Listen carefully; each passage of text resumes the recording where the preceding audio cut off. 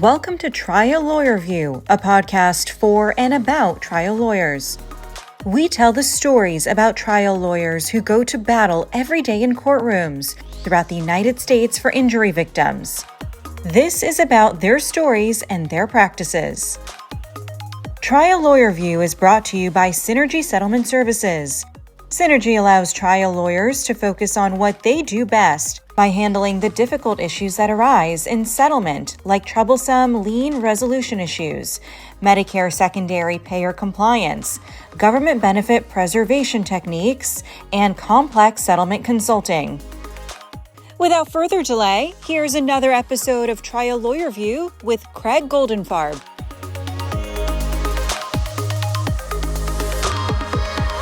Welcome to a special episode of Trial Lawyer View. Joining me today is Craig Goldenfarb, the founder, CEO, and attorney at Gold Law, Personal Injury Lawyers. With a career spanning successful litigation and now as the CEO of his law firm, Craig brings a wealth of experience and insights to the table. As a national speaker on personal injury law firm operation and running a firm as a business, Craig's expertise extends far beyond traditional lawyers. In today's special episode, we're going to discover his strategies for running his law firm as CEO, the firm's use of the EOS traction model, and his innovative approach to leveraging data analytics for informed decision-making within his firm. Craig, thank you for joining me today on Trial Lawyer Review. I appreciate you taking the time to be here today. My pleasure. It's great to be here. So I know from our discussions that you've got a unique job title for a trial lawyer. So what actually do you do today in your firm? Well, it's funny. About 15 years ago, I made a conscious decision that I did not really want to practice law anymore. I had been a trial lawyer for probably 12 years, tried a lot of cases, but I realized that I was probably better at running an organization and leading an organization and growing a company. So I shifted from what I call trial attorney to CEO. So when people ask me what I do for a living now, I actually say I'm the CEO of a law firm, because that's probably a better reflection of my job description and what I do every day. So given what you just said, how does your firm operate in terms of your leadership structure? Because it sounds like, which is very familiar to me, being a lawyer who's transitioned to being a CEO of a company that assists personal injury law firms all across the country, that it sounds a lot like what I do. Sure. Well, it's interesting. I'm happy to be behind a desk all day. So when I was a trial lawyer, I was happy to be running around and taking depositions and going to trial and going to hearings. But I found that wasn't really the life for me. So I actually like being behind a desk and being on a computer and all day. So I'm in meetings most of the day where I'm conducting structured meetings with different people on my leadership team or my executive team, making strategic decisions about how my company works. And I do call it a company. I don't even call it a law firm anymore, because I run it with a corporate structure based on a system called EOS, Entrepreneurial Operating System, which is based on a book called Traction, which is a wonderful book on how to run a company, whether it's a law firm or not. And I know that that book and that system have kind of taken a hold of the legal world in the United States right now, especially in the personal injury area. But I do run my firm and have been running it for about 3 years on EOS, and it's a wonderful system. So we have weekly meetings with department heads. I run the strategic vision for the firm. I have a COO and other C-level employees with me on my executive team, and we run it like a business. So I don't have a lot of client contact, and we've trained all our staff to handle the cases so well that I don't have to have a lot of client contact, although I used to like clients. It's not part of my current job description. Well, I'm very familiar with EOS and Traction because we run on that as well. And it is really a phenomenal way of managing the entirety of the way you operate your business. But it's interesting because most law firms don't operate that way, don't operate as a business. So when you have trial lawyers who are running a firm, but are thinking maybe along these lines of, well, how do I organize my firm as a business? What do you recommend to them if they don't want to do what you've done, which is transition to a CEO role, and there's no one within the firm that really wants to do that? How do they go about organizing the law firm so it operates truly like a business? Well, there are lots of ways to do that. And, a lot of people say, well, most of us went to law school to be lawyers, to actually practice law, which is true. I did too at first, but then I realized I was better at business. So to me, it's like there's a continuum. So on one end, you have me, which is 100% entrepreneur. So if you draw a straight line between my two hands, you got 100% entrepreneur over here, and you have 100% trial lawyer over here. Now, if you want to be 100% trial lawyer and hate everything having to do with business, then you should work at a law firm. You should be a trial attorney and be an employee, because you don't have any business skills and you don't care about business.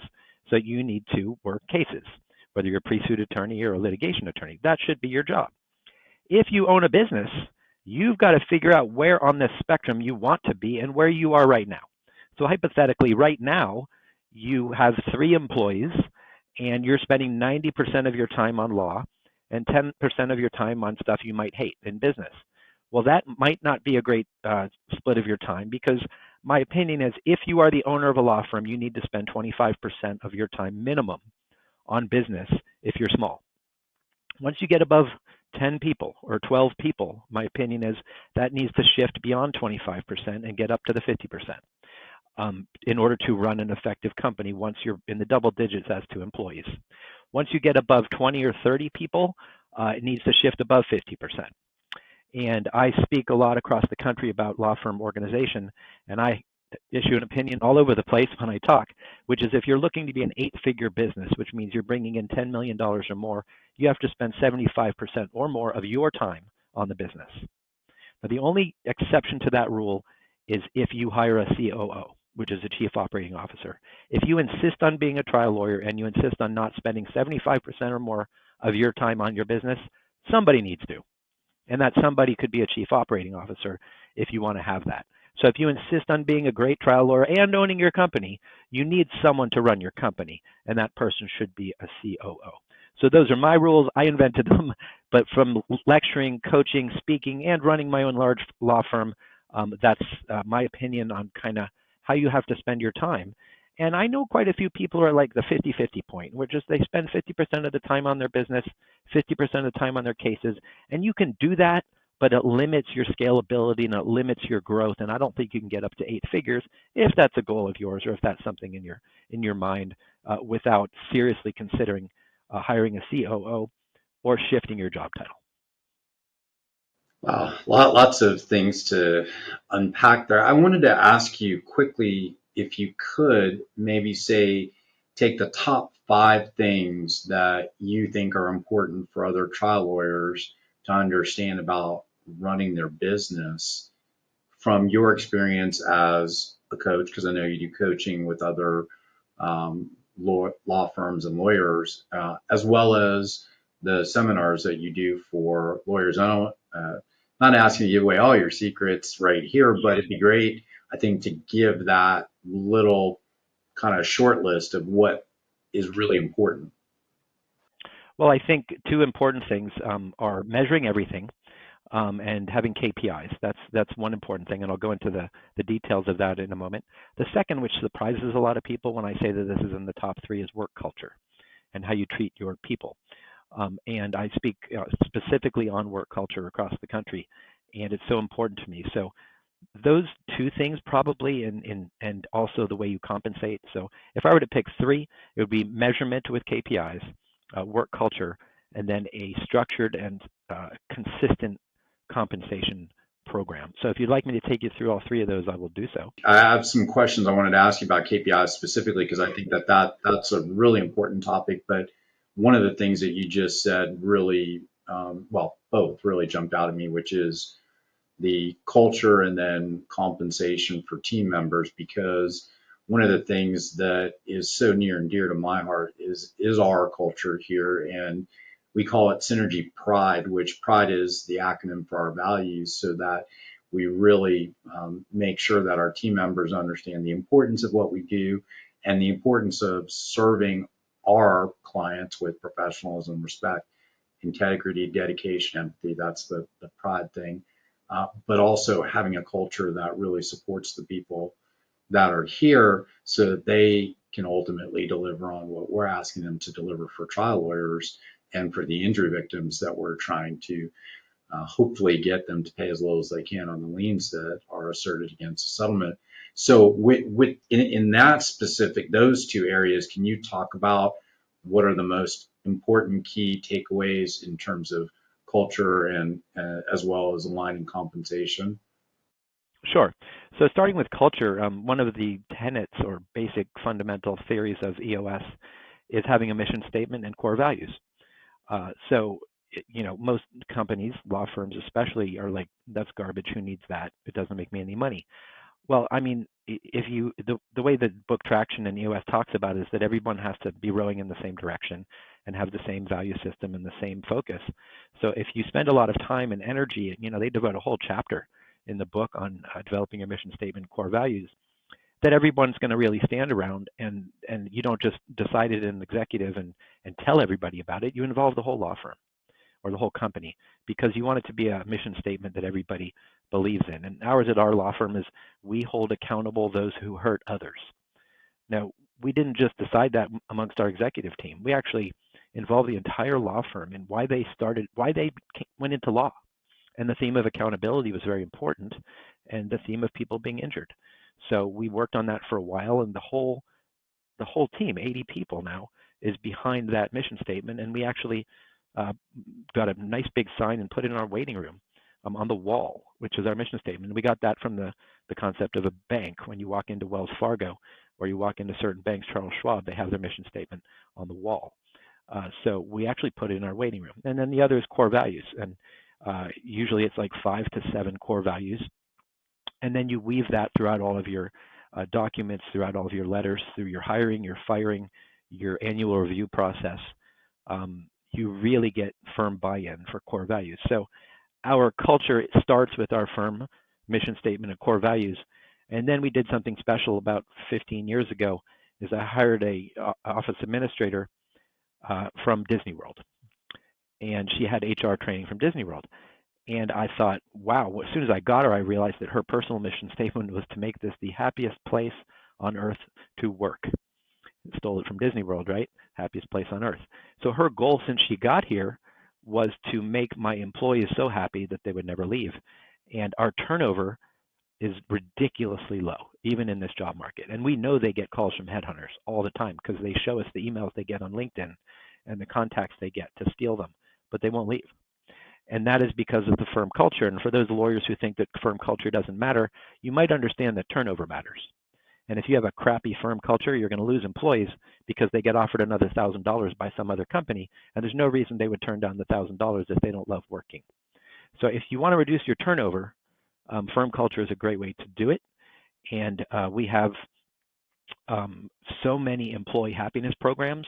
We have the Gold Law Games. My law firm is Gold Law here in Florida because my name's Goldenfarb.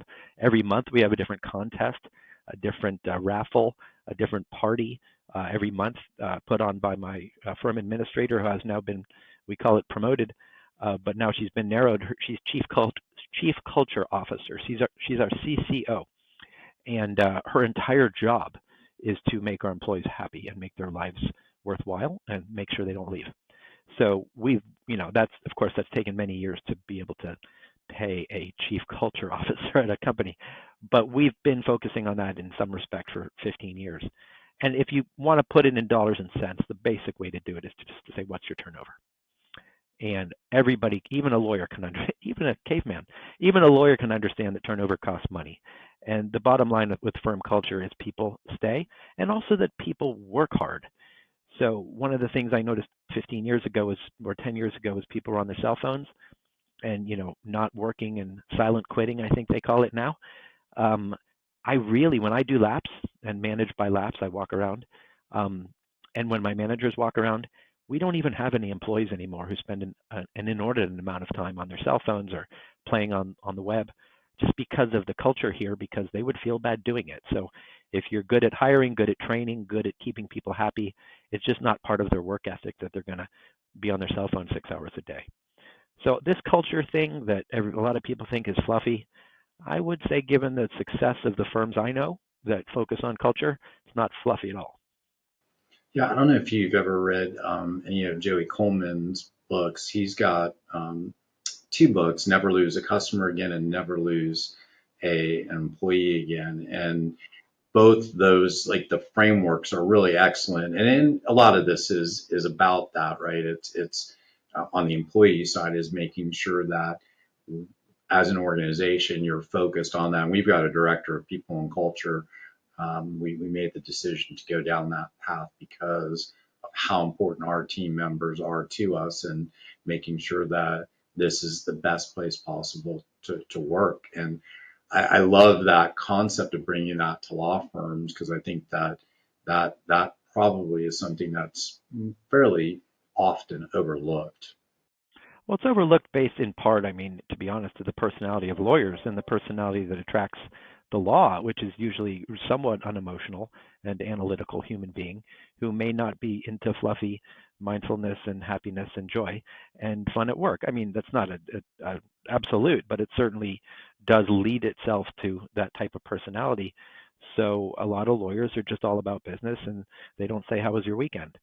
When they come in, because they don't care how your weekend was. They just want to get to work.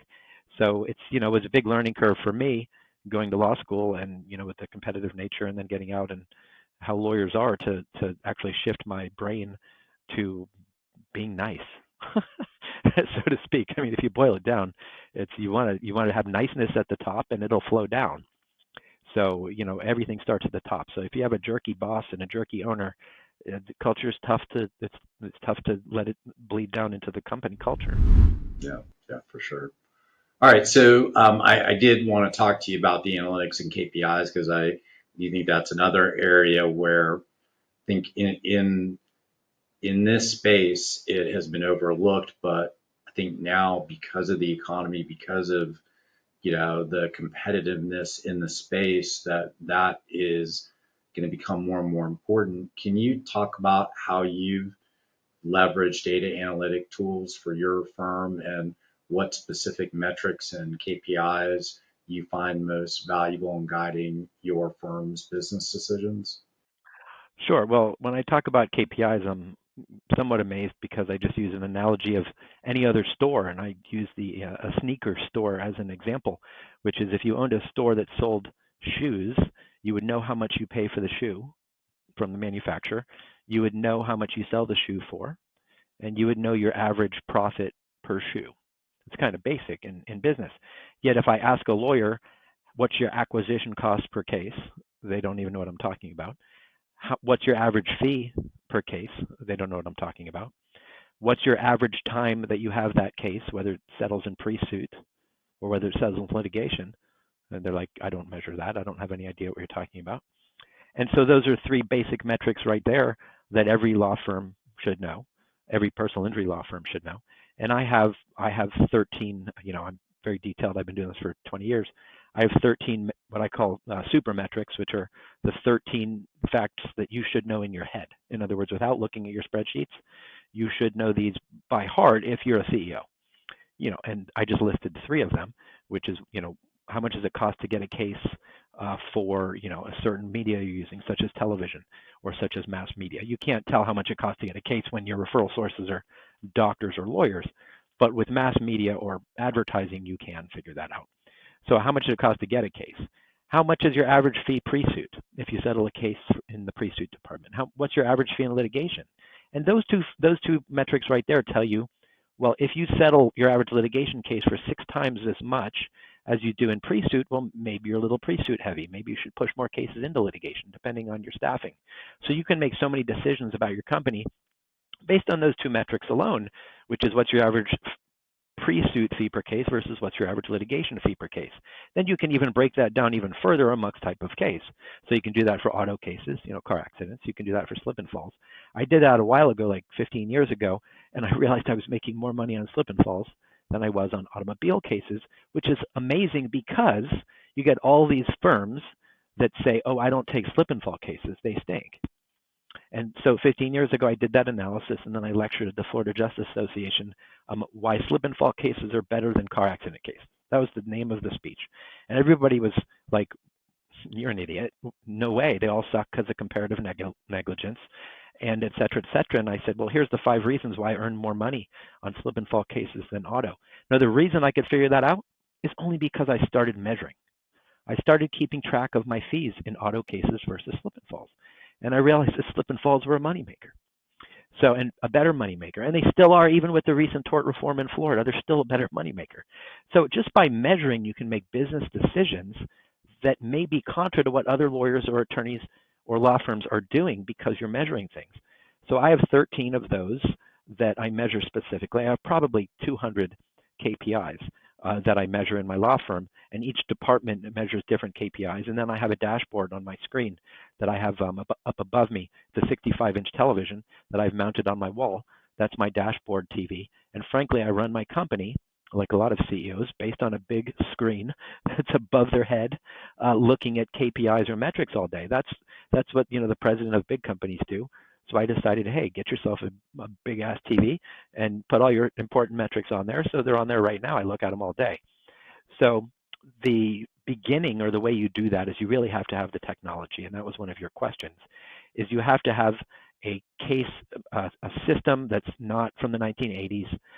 It has to be something modern. The next generation of software systems, there's only about 5. There's FileVine, Litify, Smart Advocate, just a handful, maybe 5, that actually allow you to create your environment and then pull data and do charts and graphs and analytics based on that data. I happen to use FileVine. I'm a big fan of FileVine. I know a lot of people love Smart Advocate and Litify, but those are the top 3 in the market, in my opinion, as far as allowing you to measure KPIs and create reports. FileVine has a separate system called Periscope, also known as Domo, which allows you to build those reports, and you can create those reports yourself. You can do that on Smart Advocate and Litify as well. I love FileVine. I have developed a Periscope system that shows me my 200 KPIs on different screens. So I give seminars on Periscope and working with Periscope and FileVine and developing your charts and graphs. So I'm so into KPIs that I just consider myself a guy who just looks at charts and graphs all day. And that's really what I spend a lot of my time, just looking at charts and graphs. And why do I do that? Because I've read a lot of books on what the CEOs of other companies do, and they're just studying numbers all day. They're meeting people, meeting directors, meeting executives, making strategic decisions, and looking at numbers. And most lawyers don't like any of that. I do. So that's why I decided to change my job and become a CEO. So any metric you can think of that I think is important, I have about 200 of them, and each department head is responsible for their own 15 or 20 KPIs. So, we started talking about this idea of time being spent once the case is settled being uncompensated time, right? And you this idea that that's basically a case where you've earned your fee, but you just haven't been paid yet, sort of like a car, or I think you used a bicycle being sold, right? But the dollars aren't within the firm yet. So the amount of hours that a lawyer or paralegal in the firm is spending on lien resolution, and even prior to that, really just because of the loss of efficiency in the firm, are hours that ultimately are uncompensated hours for the firm. So how do you limit that, and how do you measure to make sure that the firm is operating as efficiently as possible within your law firm? Well, there's a couple of ways I do that. The first is, again, to measure it. So does your law firm, we do, measure the time, the average time between when a case is settled and you get the email or the phone call that the case is settled, and when you actually take your fee, which is when the client signs the settlement statement. So we have certain guidelines and rules in our office that if it's more than 30 days, it goes on a list that goes to the supervisor, the litigation supervisor, the pre-suit supervisor, who then has to get a written reason from the team as to why the fee hasn't been taken yet. And if they're facing any blocks, for instance, a Medicare lien, Medicaid lien, Humana lien, etc. So it needs to be documented as to why it's taken more than 30 days. After 60 days, they start to get penalized. In other words, there's a carrot and a stick program. Carrot as a reward, stick as a penalty. So at 30 days, they must do something in writing in the computer as to why we haven't taken the fee yet and what's the block. Maybe their supervisor can help them out in resolving the problem, or get a company like yours to resolve the lien if they're unable to do it, or if there's some ERISA issue or something that's complicated. And then at a certain point, it becomes a stick instead of a carrot, which is a penalty. But one of the important carrots that we use here, or sticks, is that we don't pay our attorneys their bonus on cases they settle. We pay attorneys their bonus based on cases where we've taken the fee. So you should never pay an attorney based on a case settled. I mean, why? You don't have the money yet. So that's one of the things. So we're in December right now. And at the end of each quarter, our lawyers want to get their bonuses. So they're not rushing to settle cases. They're rushing to disperse cases, which is a little different. There may be cases that have been sitting in the settled process for 4 months, but they're rushing to get that lien resolved or rushing to get that last bill resolved because they know they're not getting their bonus until the client signs the settlement statement. So we don't reward settlements. We do keep track of settlements, and then we keep track of the average time that each team takes between settlement and taking the fee. And we have a chart that shows us. We have about 14 different fee generation teams, including lawyers and pre-suit teams. And of each of those 14, we have a little chart with a little bar graph onto their average amount of days that it takes between settlement and when they take their fee. And if we show them all that chart, guess what the team in last place looks like? They look like crap. So if we show it all to them and you're in the bottom 3, how do you feel? You don't feel so great because you're in the bottom 3. And how do you feel if you're in the top 3? Well, you feel pretty great. So, you know, accountability is big at our law firm, and we want everybody to compete a little bit because we're all competitive. And if you're in the bottom 3 and you're at 66 days average between, settlement and fee taken, you feel pretty crappy. And your lawyer's also not going to be happy if he's the head of your team or she's the head of your team, because that means their bonus is getting delayed. So the first piece of advice I have on everything is if it gets measured, it gets done. It's a great phrase. And if it doesn't get measured, it doesn't get done. So once you start measuring something like the time on desk between settlement and dispersal, all of a sudden people start to care, especially if they're in last place and they're on a chart where it shows they're last out of 13 or 14 teams. So, my first piece of advice on everything is measure it. And my second piece of advice on everything is put money behind it. So if you measure it and you put carrots or sticks, penalties or rewards behind anything you want to measure, you're going to be running a good company. Everything. That's how I run my company. Measure it, reward it, or penalize it. I like the rewards better than the penalties. It's better to reward people than penalize in general, but sometimes penalties need to occur. So, I mean, those are just fundamental parts of running a business: is measure it, reward it, or penalize it. I mean, those are 3 basic fundamental tenets of running a good company. So as the CEO of your firm and helping to manage and oversee everything, can you give a couple of examples of how data analytics, KPIs, has helped you optimize how you allocate the resources effectively within your firm, and also can identify areas for improvement in the practice? Sure. I think one of the ways, a couple ways. One, I'll talk about marketing, and the second, because marketing doesn't apply to all firms, but it applies to me. But the second is decisions I make based on staffing.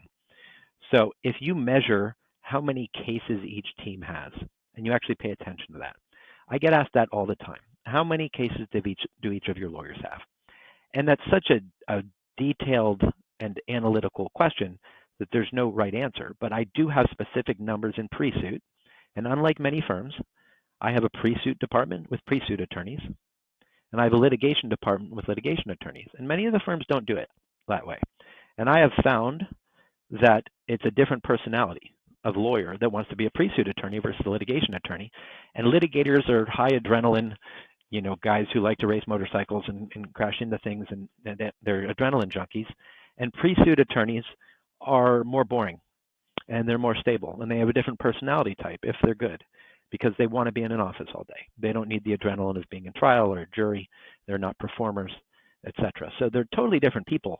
And for the law firms that think that they can use a litigator to handle pre-suit cases, I think that that's not a good allocation of their expensive litigation salary that they're earning. And for the people who you think can take a pre-suit person who's afraid of judges and juries and put them into a litigator position, I think that's also a mistake. So in pre-suit, obviously you can handle a lot more cases. So in pre-suit, we have a certain threshold of number of cases they can handle. And then we have pods, which are teams that they divide up. So we have, a 5-person team is a pre-suit team with 1 lawyer, two paralegals, and 2 legal assistants. So we have a 5-person team.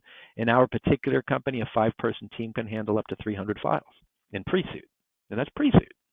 In litigation, we have a 4-person team, including a lawyer, a paralegal, a scheduling secretary, and a litigation assistant. That's 4 people, and they can handle about 40 cases.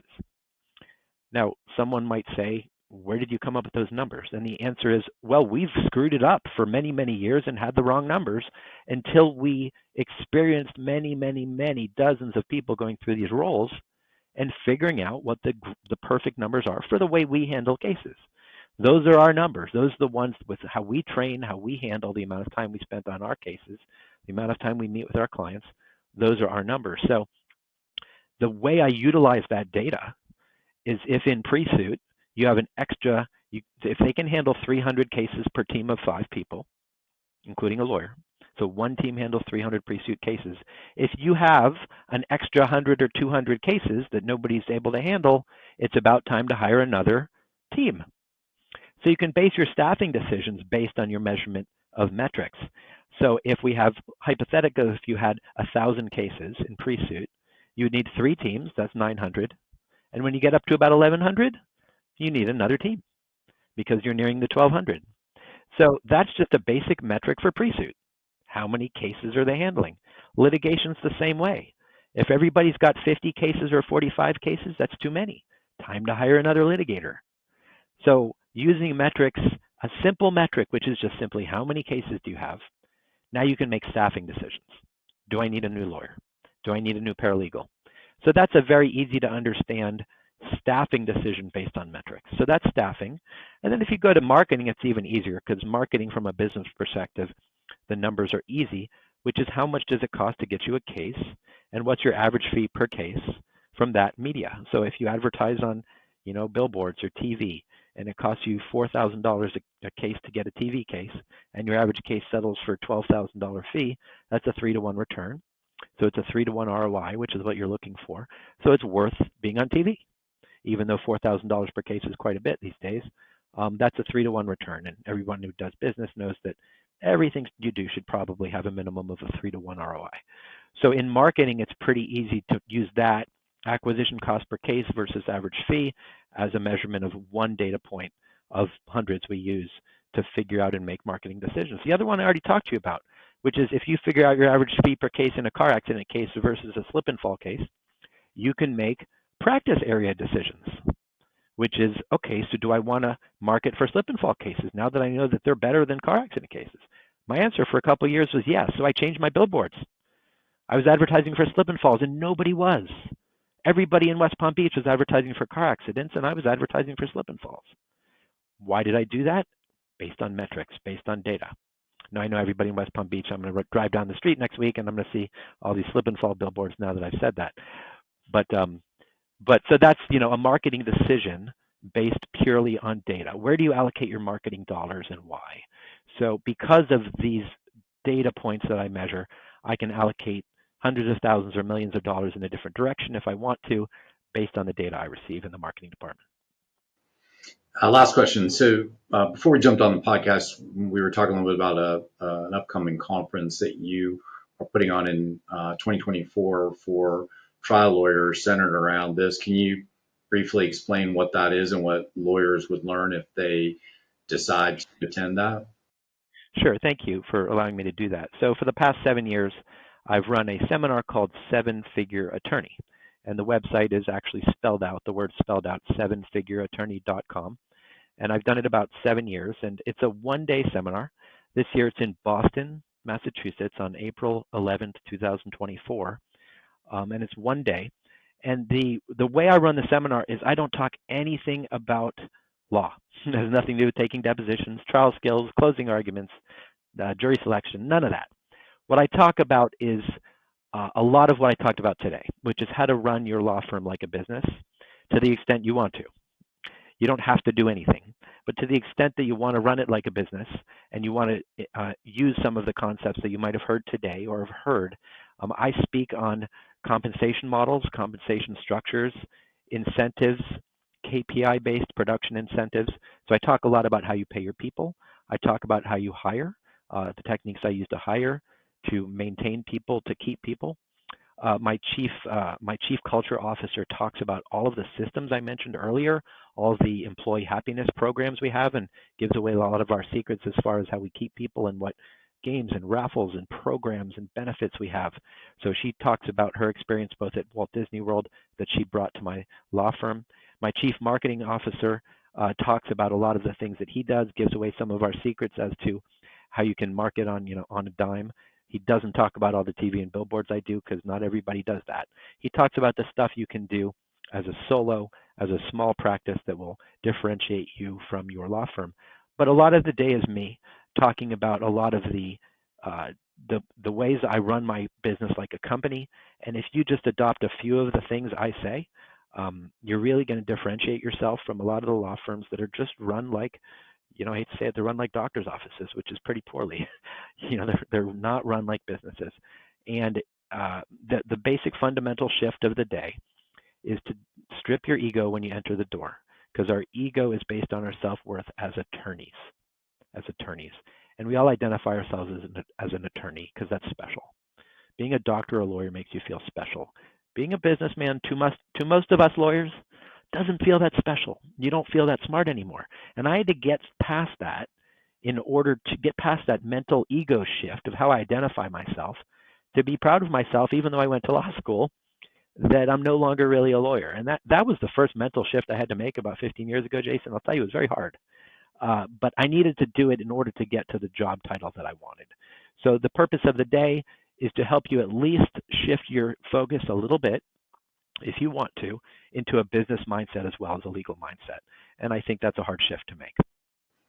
We'll link to the upcoming seminar in the show notes for today's episode. And also, if someone listening wants to get a hold of you, ask questions about anything you've talked about, what's the best way to reach you?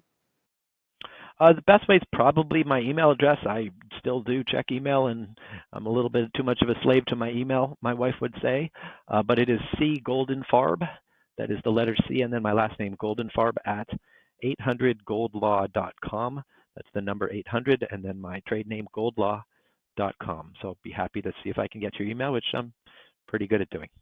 And we'll put that into the show notes as well. Craig, awesome to get to connect with you, and great discussion. Love getting this opportunity, and thank you for joining me.